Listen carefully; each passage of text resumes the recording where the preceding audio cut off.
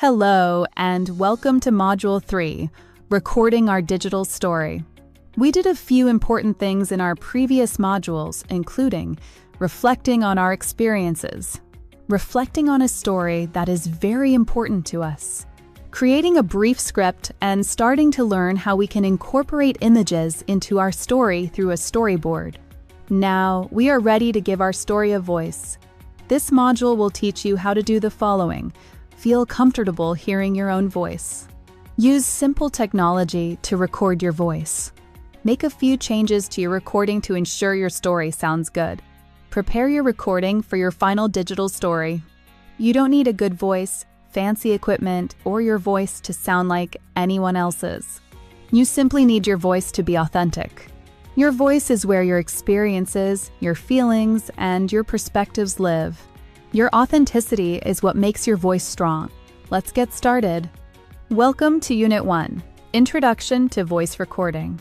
One of the strongest bridges to your audience is voice. When your audience is listening to your story, they often connect with the voice first, sometimes even before the visuals, sometimes even before the music. The voice can convey emotion, hesitation, warmth, reflection, and more. That is why narration is at the center of digital storytelling. Section 1. How voice creates connection. Your voice helps the listener understand how you felt in that moment. What was important to you? Why is this story important to you? A calm voice can be reassuring. A soft voice can be thoughtful. A pause can be full of emotion. You don't have to explain what you did or what you saw. Sometimes your voice alone can explain a lot. Section 2. Common feelings about recording your voice. Most people feel strange or uncomfortable when they first hear their recorded voice. If you are one of them, don't worry. It is normal to feel that way. You might be thinking, I don't like my voice. I have an accent. That doesn't sound like me. These are normal thoughts. And you know what? Your voice does not have to be any different. The listener wants to hear your voice, your real voice, not some fake or perfect voice. Section 3. Voice is not performance. It's not an acting job. It's not a speech. It's not about being professional. A good narration should feel calm, clear, natural. Think about talking to one person who's really interested in what you're saying. That's probably your best approach for digital storytelling. Section 4. Breathing, pace, and pauses. Take a deep breath before you start speaking. That's a good pause. It can help your voice feel less nervous. As you're reading your script, try talking a bit slower than usual. Try to leave some space between your sentences. Pauses don't count against you. In a good story, pauses can help the listener really absorb what's going on. Try reading one sentence from your script slowly. Notice how the meaning changes when you add a bit of space to your words. Section 5. Listening example and first practice. Listen to an example of someone reading for a digital storytelling. As you're listening, notice how fast the person talks, where the person pauses, how the person conveys emotions through their voice. Now that you've heard an example, try reading 1 or 2 sentences from your script. Don't record yourself. Just talk. Get a feel for how your voice sounds. Your voice is part of who you are. It's part of your story. You're going to start recording your narration in the next unit. Welcome to Unit 2, Practicing with Mobile and Audio Tools. In this unit, you will begin to practice recording your voice. The key to this stage is practice rather than perfection. You will find that recording is a skill that can be developed with practice. The more you practice recording your voice, the more comfortable you will become with the process. Section 1. Simple tools are enough. You do not need any special equipment to start recording your narration. In fact, many digital stories are created with very simple tools. For example, a voice recorder on your smartphone, a recording tool available on the internet, free software that can be downloaded. Choose the tool that you find the easiest to use. At this stage of the unit, it is more important that the tool is easy to use than that it is of high quality. Section 2. Preparing your space. Before you start recording your voice, try to find a quiet space. You do not need a special studio to record your voice. A quiet room is all that is required. If possible, try to find a space that is quiet. Close the windows if there is a lot of traffic outside. Hold the phone or microphone a short distance from your mouth. When you speak, just speak naturally. There is no need to whisper or to speak loudly. Section 3. Recording practice. Choose one short sentence from your script. Record it once. Then record the same sentence again.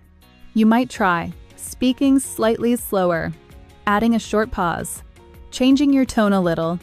This exercise helps you explore how your voice sounds in different ways. There is no wrong recording here. Section 4. Listening without judgment. Now listen to the recordings you made. Try to listen with curiosity rather than criticism. You might ask yourself, is my voice clear? Is the pace comfortable to follow? Does the voice sound like me? This is not about judging your voice. It is about understanding how it works in your story. Practice builds confidence, and confidence often makes storytelling easier. In the next unit, you will learn how to make simple edits to your recording. Welcome to Unit 3. Editing your voice recording. The word editing may sound technical at first, but in digital storytelling, editing is usually simple. Editing is mainly about helping your narration become clearer and easier to listen to. Section 1. What editing is and is not. Editing does not mean removing your personality. It does not mean making your voice sound artificial. Instead, editing helps improve clarity. For example, you might remove very long silences, cut small mistakes, adjust the volume slightly. At the same time, you can keep natural breathing, small pauses, emotion in your voice. These elements are part of authentic storytelling. Section 2. Basic editing steps. During this activity, you will try a few simple editing actions.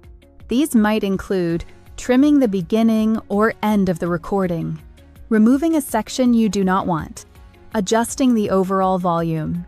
Most editing tools allow you to do this easily. You only need a few basic functions. Section 3. Listening to the edited version.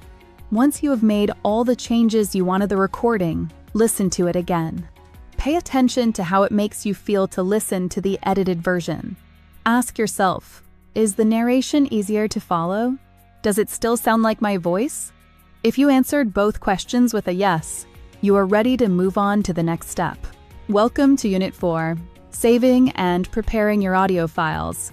This final unit focuses on something practical but very helpful: organization. When your files are organized clearly, the rest of the storytelling process becomes easier. Section 1. Saving your narration. Save your narration using a common format such as MP3. Choose a clear file name. For example, mystory_narration_final. Clear names make it easier to find your work later, especially when your project grows. Section 2. Creating one folder. Create one folder for your digital story project. Place your narration file inside that folder.